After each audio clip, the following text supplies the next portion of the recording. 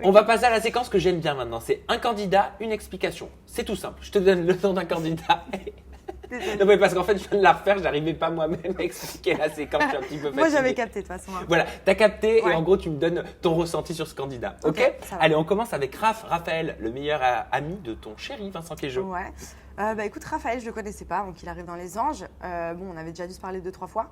Mais écoute, c'est quelqu'un de très gentil. Après, c'est vrai que c'est le meilleur ami de Vincent, donc c'était un peu délicat quand il est arrivé. Je me suis dit, ouais, si même pas, ça peut influencer Vincent ou quoi. Il n'était pas pour votre relation. C'est un peu délicat. En fait, il n'était pas pour, mais en même temps, je m'entendais bien avec lui sur le tournage. Mais j'ai l'impression que ouais, ça le dérangeait un petit peu. Je sais pas trop pourquoi. Je pense que c'était son pote et qu'il voulait un peu son pote en exclu.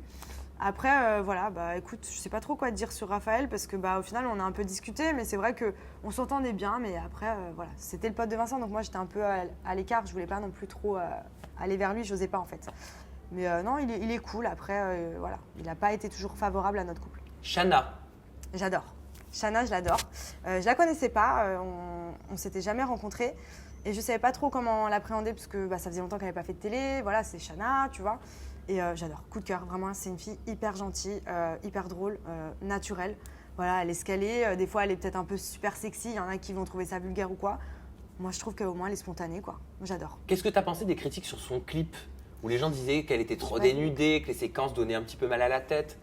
Écoute, j'ai envie de te dire, c'est ce qu'elle est. Je veux dire, elle est comme elle est. Si ça plaît pas aux gens, les gens n'ont qu'à pas la suivre. Et puis, en France, c'est très. Dès que tu fais quelque chose, c'est jugé tout de suite.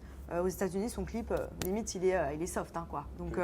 Est-ce que c'est pour ça que beaucoup de personnalités issues de la télé-réalité ou télé-divertissement s'expatrient, quittent la France pour aller vivre pendant une certaine période, notamment à Dubaï par exemple? Ah ouais, complètement. Moi, je suis d'accord avec ça parce que moi aussi, franchement, si je peux partir, ça me dérangerait pas du tout. T'es partie récemment? Ouais, en vacances. Mais je réfléchis vraiment à partir vivre à l'étranger parce que c'est vrai que la mentalité française, c'est compliqué. Ça veut dire que dès que tu fais quelque chose, c'est jugé.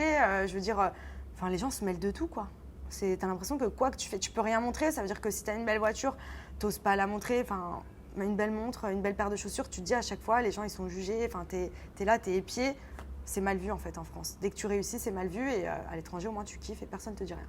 Sarah Van Elst, qu'on avait découvert dans The Voice. Oui. Alors elle, pour tout te raconter, quand elle est arrivée, ça n'a pas du tout accroché. Et moi, tu me connais, quand j'aime pas quelqu'un, je vais pas aller la chercher ou voilà, je la calcule pas, c'est tout, je lui donne pas l'heure. Pendant 6 semaines, on s'est pas parlé. Et les 3 dernières semaines, écoute, franchement, on s'est rapprochés parce que j'étais en studio avec elle pendant 8 heures. Donc, comment dire que toute seule, en train de l'entendre chanter, je connaissais sa musique par cœur.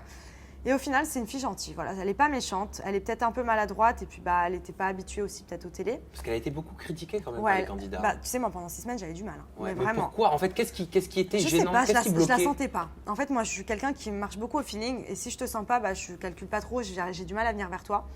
Et après, on a discuté plus profondément et au final, c'est une fille gentille. Voilà, c'est une fille que j'ai beaucoup appréciée sur la fin. Anaïs Camizuli.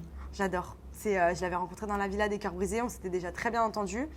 Et puis, c'est une petite pile électrique, c'est une boule d'énergie, toujours souriante, elle est drôle. Voilà, elle va arriver dans les Anges. Moi, j'étais trop contente.